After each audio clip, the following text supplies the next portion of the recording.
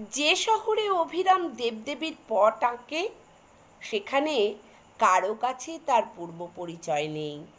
সবাই জানে সে বিদেশি। পট আঁকা তার চিরদিনের ব্যবসা। সে মনে ভাবে ধনী ছিলেম, ধন গিয়েছে, হয়েছে ভালো। দিন রাত দেবতার রূপ ভাবি, দেবতার প্রসাদে খাই, আর ঘরে ঘরে দেবতার প্রতিষ্ঠা করি। আমার এই মান কে কাটতে পারে? এমন সময় দেশের রাজমন্ত্রী মারা গেল। বিদেশ থেকে নতুন এক মন্ত্রীকে রাজা আদর করে আনলে। সেদিন তাই নিয়ে শহরে খুব ধুম।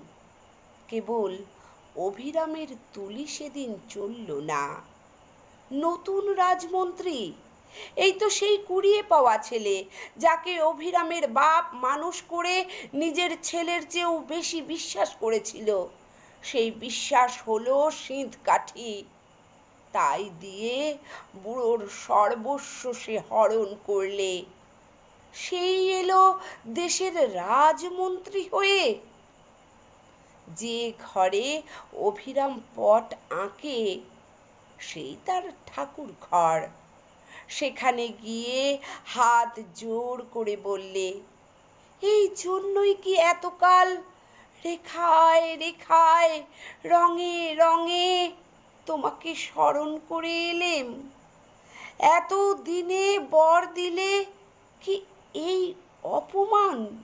এমন সময় রথের মেলা বসল। সেদিন নানা দেশের নানা লোক তার পট কিনতে এলো। সেই ভিড়ের মধ্যে এলো একটি ছেলে। তার আগে পিছে লোক লস্কর। সে একটি পট বেছে নিয়ে বললে, আমি কিনব। অভিরাম তার নফরকে জিজ্ঞাসা করলে, ছেলেটি কে? সে বললে, আমাদের রাজমন্ত্রীর একমাত্র ছেলে।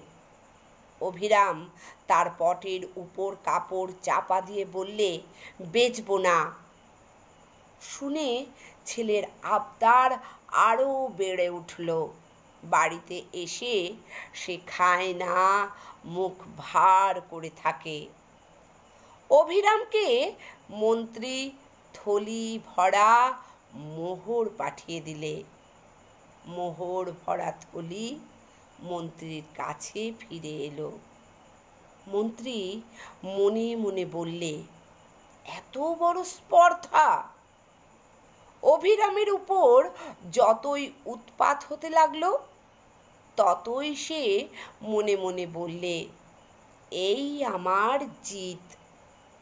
প্রতিদিন প্রথম সকালেই অভিরাম তার ইষ্ট দেবতার একখানি করে ছবি আঁকে।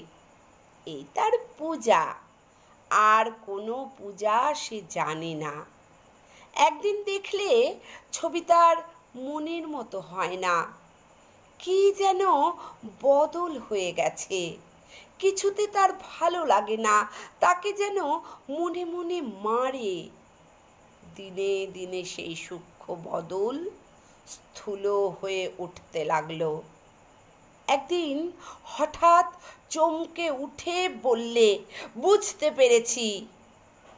আজ সে স্পষ্ট দেখলে দিনে দিনে তার দেবতার মুখ মন্ত্রীর মুখের মতো হয়ে উঠেছে। তুলি মাটিতে ফেলে দিয়ে বললে, মন্ত্রীরই জিত হলো। সেই দিনই পট নিয়ে গিয়ে মন্ত্রীকে অভিরাম বললে, এই নাও সেই পট, তোমার ছেলেকে দিও। মন্ত্রী বললে, কত দাম? অভিরাম বললে, আমার দেবতার ধ্যান তুমি কেড়ে নিয়েছিলে। এই পট দিয়ে সেই ধ্যান ফিরে নেব। মন্ত্রী কিছুই বুঝতে পারলে না।